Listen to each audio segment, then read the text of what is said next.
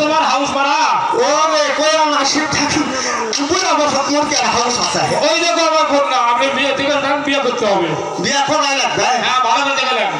কেমন বিয়া না করাই লাগবে তাহলে আমি না আগ দিকে দেখো আগ দিকে দেখে নেবো হ্যাঁ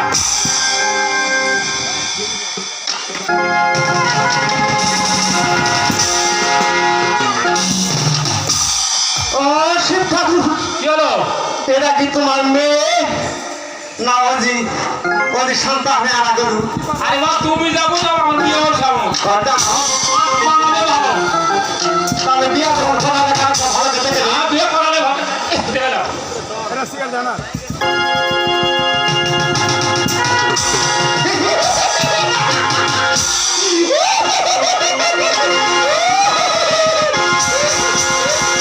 পছন্দ হচ্ছে না এ বিয়ে আমি করতে পারবো না শিব ঠাকুর আমার বিয়ে করতেই হবে মারতে মারতে 100 করেছো কানা আমি এ বিয়ে করতে পারবো না তোমার বিয়ে করতেই হবে আচ্ছা বিয়ে করালে বিয়ে তো করাই লাগবে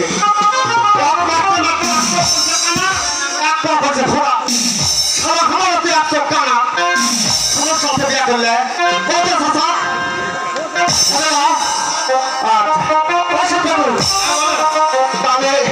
শর্ত আছে তাড়াতাড়ি কর ও শর্ত হচ্ছে কি হ্যাঁ তোমার মেয়ে যদি করে চন্দ্র সাদা করে হচ্ছে এক মুষ্টি পূজালি দিতে পারে হ্যাঁ তাহলে আমি বিয়ে আসতে পারি। আমি রাজি, আমি রাজি। ওদের আইলো রে ওদের আইলো রে ওদেরই কই আসে ওদের আইলো রে